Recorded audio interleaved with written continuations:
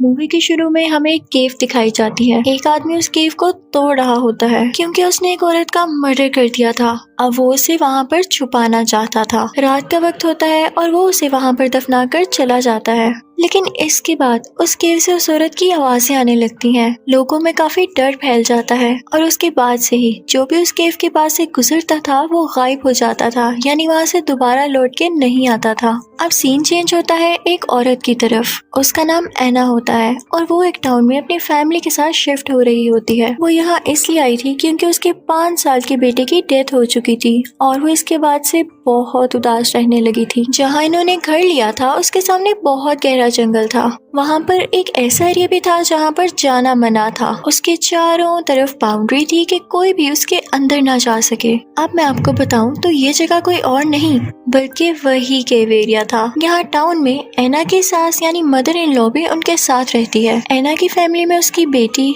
उसका हस्बैंड और उसकी सास ही थी बस। उसकी सास को कोई मेंटल डिसऑर्डर होता है लेकिन एना उनका बहुत ख्याल रखती थी। एना की सास के पास ये पावर थी कि वो मरे हुए लोगों की आवाज सुन सकती थी, जिसकी वजह से वो बहुत अजीब अजीब बातें भी किया करती थी। उसके बाद हम 2 बच्चों, एक लड़का और एक लड़की को देखते हैं। उनका क्यूट सा पपी गुम चुका था जिसको ढूंढने के लिए वो लोग पोस्टर्स बांट रहे थे। वो दोनों अपने पपी को ढूंढते ढूंढते उसी केव तक पहुंच जाते हैं। उस केव में बहुत अंधेरा होता है। वो अपनी मोबाइल टॉर्च ऑन करके उस केव के अंदर देखती है। उसे ऐसा लगता है कि जैसे कॉर्नर में कोई मूव कर रहा है। इसी के साथ ही उस बच्ची को कोई केव के अंदर खींच लेता है। एना को जब शोर सुनाई देता है तो वो पुलिस को कॉल करती है। जब पुलिस केव के अंदर जाती है तो उन्हें वहाँ पर किसी लड़की की डेड बॉडी मिलती है। उसी डेड बॉडी के साथ एक फोटोग्राफ भी पड़ी हुई थी। एना भी अपने हस्बैंड के साथ जंगल में आई थी। उसे वहाँ पर एक छोटी बच्ची मिलती है जो कि काफी गंदी हुई थी और काफी डरी हुई भी थी। उस छोटी बच्ची का नाम जूलिया था। एना उसे अपने साथ घर ले आती है और उसे नहलाती है, लेकिन वो देखती है कि उसकी कमर पे काफी जख्म के निशान है। जूलिया यहाँ पर काफी क्यूट लग रही थी। एना उसे बातें करने की कोशिश करती है लेकिन वो कुछ बोल ही नहीं रही थी और अचानक से वो एना को मॉम कह के बुलाती है। यहाँ पर वो छोटी बच्ची पहली बार बोलती है। हैरत की बात ये थी कि उसकी आवाज भी एना की बेटी से बहुत मिल रही थी। एना का हस्बैंड उससे कहता है कि हमें इस खोई हुई बच्ची के बारे में पुलिस को बताना चाहिए। एना कहती है नहीं, मैं पहले ही अपने बेटे को खो चुकी हूँ और तब कौन सा पुलिस ने कुछ कर लिया था। जूलिया मुझे मेरे बेटे की जगह पर मिली है। दिन गुजरते जा रहे थे और एना और जूलिया आपस में बहुत अटैच होती जा रही थी। एना जूलिया से बहुत प्यार करती थी। एक दिन एना का हस्बैंड उससे कहता है कि हम इस छोटी बच्ची को कितने दिन अपने घर में रखेंगे, हमें इसे भेजना होगा। तो एना कहती है कि नहीं, मैं इसे नहीं जाने दूंगी और अगर आपने इसको भेजना भी है तो मैं भी इसके साथ घर छोड़ दूंगी। और वो रोने लगती है। उसका हस्बैंड उससे कहता है कि देखो, हमें इस बात को एक्सेप्ट करना होगा कि हमारा बेटा इस दुनिया में नहीं है और उसकी जगह कोई भी नहीं ले सकता है ना। तुम खुद को संभालो, मैं तुम्हारा साथ दूंगा। एना ये बात मानने को तैयार ही नहीं थी। वो कहती थी कि मैं अपना बेटा जरूर वापस लाऊंगी। एक दिन एना की सास को बैठे बैठे कोई साइकोलॉजिकल अटैक होता है और वो चाकू लिए जूलिया की तरफ बढ़ती है। तभी वहाँ पर एना आ जाती है और जूलिया को बचा लेती है। एना की सास के कमरे में एक शीशा होता है। उसे उन लोगों ने पूरी तरह से कवर किया हुआ था क्योंकि एना की सास को उस शीशे में से अपने मरे हुए बहन भाइयों की आवाजें आती थीं। फिर उसी शीशे में कोई खौफनाक चेहरा नजर आता है जैसे किसी डीमन या सोल का हो। एना की सास खुद से ही बातें करने लगती है और तेजी से जंगल की तरफ चलने लगती है। वो उसी केव एरिया के पास पहुंच जाती है जहाँ पर जाना मना था। ऐसे लग रहा था जैसे उसे कोई खींच कर ले जा रहा हो। एना की आंख जब सुबह खुलती है तो वो देखती है कि उसकी सास कहीं पर भी नहीं है। वो अपने हस्बैंड को बताती है। वो जब अपनी मदर के कमरे में आकर शीशा चेक करता है तो उस शीशे के अंदर से कोई फ्लूइड आ रहा होता है। एना का हस्बैंड उस शीशे पर से सारी टेप्स उतार देता है और उसे उस पर किसी के हाथों के निशान नजर आते हैं। वो सोचता है कि जब से ये छोटी बच्ची आई है तब से हमारे घर में कुछ ना कुछ खराब हो रहा है। वो जूलिया के पास जाता है और पूछता है कि क्या तुम्हें पता है कि ग्रैंड माँ कहाँ गई है। इसके बाद हम देखते हैं कि एना का हस्बैंड भी मिसिंग हो जाता है। एना काफी घबरा जाती है और पुलिस को कॉल करती है। वो कहती है कि मुझे यहाँ पर नहीं रहना, ये बहुत अजीब टाउन है। वो बताती है कि मुझे घर के पास से जंगल में एक छोटी बच्ची भी मिली थी जिसका नाम जूली जूलिया है। पुलिस अपने रिकॉर्ड्स में इस नाम की बच्ची के मिसिंग होने की रिपोर्ट चेक करती है, लेकिन उन्हें इस नाम की बच्ची की किसी की भी मिसिंग रिपोर्ट नहीं मिलती। दूसरी तरफ एना पुलिस को जूलिया से मिलवाने लेके जा रही होती है, लेकिन जूलिया मिसप्लेस थी, कहीं पर भी नहीं मिल रही थी। पुलिस एना को बताती है कि पिछले कई दिनों से और लोग गुम हो रहे हैं, ये टाउन बहुत मिस्टीरियस है। वो एना को वो फोटोग्राफ भी दिखाते हैं जो उन्हें उस डेड बॉडी के पास से मिली थी, तो एना पहचान लेती है कि ये बच्ची वही है, यानी जूलिया है।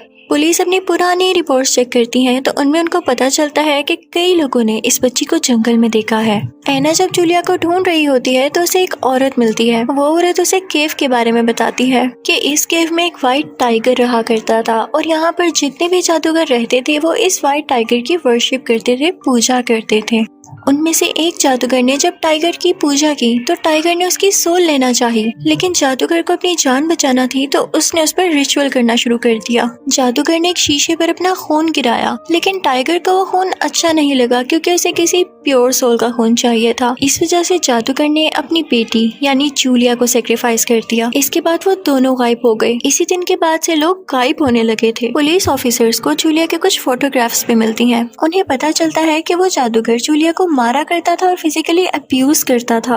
वो औरत एना को बताती है कि अगर वो तुम्हें छोटी बच्ची यानी जूलिया दिखी है तो मैजिशियन यानी जादूगर भी जरूर दिखेगा, क्योंकि वो दोनों टाइगर के गुलाम हैं। तुम्हें उस बच्ची को घर लेकर आना ही नहीं चाहिए था। वो औरत एना से कहती है कि वो तुम्हें भी पोसेस कर सकती है और हो सकता है कि तुम्हारी आई साइट खराब हो जाए, क्योंकि यही इसकी पहली निशानी है। एना को यहाँ पहले से ही ठीक नजर नहीं आ रहा था, तो वो औरत उसे वहाँ से जाने का कहती है। एना की बेटी घर में अकेली होती है तो वो फौरन से अपने घर की तरफ जाने लगती है। घर में उसकी बेटी को शीशे वाली साइड से अपनी मॉम एना की आवाजें आ रही होती हैं कि इधर आओ, डरो मत। इनफैक्ट वो जादूगर था जो कि शीशे में था। वो एना की बेटी को अपने पास बुला रहा था क्योंकि वो उसका शिकार करना चाहता था। एना की बेटी डरी हुई होती है और खुद को एक अलमारी में बंद कर लेती है। जूलिया उसे कहती है कि डरो मत, मैं तुम्हारे साथ हूँ। वो उसके साथ ही अलमारी में बैठ जाती है। एना घर आती है तो अपनी बेटी को ढूंढने लगती है, लेकिन वो उसे कहीं पर भी नहीं मिलती। वो अलमारी खोलती है तो उसे अपनी बेटी दिख जाती है और वो जूलिया को भी वहाँ पर देख लेती है। उसे लगता है कि जूलिया मेरी बेटी का ख्याल रख रही थी। एना जूलिया से पूछती है कि बेटा क्या आप मुझे बता सकती हो कि मेरे हस्बैंड और उनकी मदर कहाँ जा सकते हैं। इसी के साथ वो बाहर जाने की तैयारी करती है और अपनी बेटी के पास एक पुलिस ऑफिसर का कार्ड छोड़ जाती है। वो कहती है कि अगर मुझे देर हो जाए और मैं सुबह तक ना आ सकूं तो इस पर कांटेक्ट कर लेना।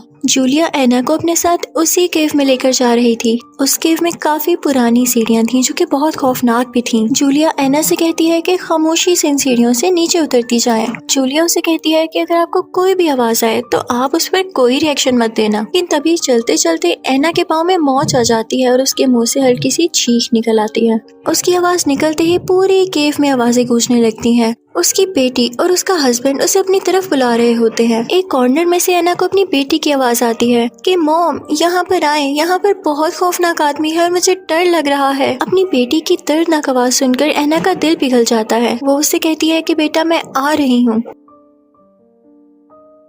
और तभी उस तरफ बढ़ने लगती है, लेकिन जूलिया उसे जबरदस्ती रोक लेती है और कहती है कि वहाँ मत जाएं। तभी वहाँ पर वो जादूगर आता है जिसे टाइगर ने पोजेस किया हुआ था। वो उन्हें मारने लगता है, लेकिन वो दोनों केव के एक हिस्से में छुप जाती हैं। उस जगह जाते हुए एना का पाँव कहीं फंस जाता है। वो जादूगर उसके करीब आने की कोशिश करता है, लेकिन एना अपना पाँव किसी न किसी तरह छुड़ा लेती है और वहाँ से भाग जाती है।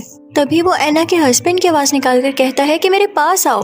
अब एना और जूलिया जिस कमरे में थे वहाँ पर बहुत सारे शीशे पड़े हुए थे। जमीन पर पड़े एक शीशे से हाथ बाहर आता है जो कि एना के हाथ पर हाथ रख लेता है कि उसे पकड़ सके, लेकिन एना अपना हाथ छुड़ाकर भाग जाती है। हर शीशे में से कोई ना कोई आवाज आ रही थी। एना अपने कानों पर हाथ रख लेती है क्योंकि वो बहुत तंग हो रही थी। उसे अपना मरा हुआ बेटा जो याद आ रहा था। एना एक शीशे के साथ खड़ी हुई थी जिसमें से वो जादूगर उसे अपने अंदर खींचने की कोशिश करता है, यानी उस शीशे के अंदर। लेकिन तभी एना का हस्बैंड वहाँ पर आ जाता है और एना को बचाकर वो शीशा तोड़ देता है। यहाँ पर हम देखते हैं कि एना का हस्बैंड ब्लाइंड हो चुका है और वो एना से कहता है कि तुम यहाँ से निकल जाओ। एना उस केव से बाहर आ रही होती है कि तभी उसको उसी पुलिस ऑफिसर की कॉल आती है। वो उसे सब बताने की कोशिश कर रही होती है कि कॉल डिस्कनेक्ट हो जाती है और वो फिर से गिर जाती है। अब एना और एना का हस्बैंड इकट्ठे केव से बाहर आने की कोशिश करते हैं, लेकिन वो जादूगर जो अब क्रिएचर बन चुका था, उसके मुंह पर सफेद बाल भी थे, वो उसके हस्बैंड को खींचने की कोशिश करता है, लेकिन एना अपने हस्बैंड को खुद ऊपर कर लेती है।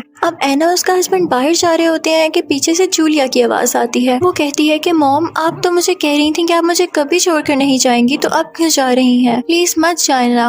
लेकिन एना अब जूलिया पर ट्रस्ट नहीं कर सकती थी। यहाँ पर एना की आंखों की रोशनी भी जा चुकी थी, यानी वो और उसका हस्बैंड दोनों ब्लाइंड हो चुके थे। वो दोनों एक दूसरे का हाथ पकड़कर ऊपर जाने की कोशिश करते हैं, लेकिन वो सीढ़ियाँ इतनी ज्यादा थी कि खत्म ही नहीं हो रही थी। तभी पीछे से उसे अपने मरे हुए बेटे की आवाज आती है जो कहता है कि मॉम, मुझे दोबारा से छोड़ के मत जाए। ये सुनकर एना का हार्ट मेल्ट होने लगता है, लेकिन उसका हस्बैंड उसे कहता है कि तुम भी जानती हो कि वो मर चुका है और ये वो नहीं है। एना दोबारा से अपने हस्बैंड के साथ ऊपर चढ़ने लगती है, लेकिन इस बार उसका बेटा बहुत सैड होके कहता है कि मॉम मत जाएं। यहाँ पर उसे रहा नहीं जाता और वो अपने शोहर का हाथ छोड़कर कहती है कि मैं जल्द अपने बेटे को वापस ऊपर लेकर आऊंगी, सॉरी। नीचे जाकर एना को जूलिया मिलती है। वो उसे गले से लगा लेती है और फिर वो दोनों केव के अंदर चले जाते हैं कहीं। दूसरी तरफ हम एना के हस्बैंड को देखते हैं जो कि केव से बाहर आने में कामयाब हो गया था, लेकिन एना का कोई अता पता नहीं चलता। अब उस केव को सील कर दिया गया था और इसी के साथ ये मूवी भी एंड हो जाती है। कहा जाता था कि वो टाइगर ही था जो लोगों के मरे हुए रिलेटिव्स की आवाजें निकालकर उन्हें अट्रैक्ट करता था और फिर उन्हें अपना शिकार बना लेता था। यही वजह थी कि केव के पास जो भी आता वो गायब हो जाता था। Thank you for watching.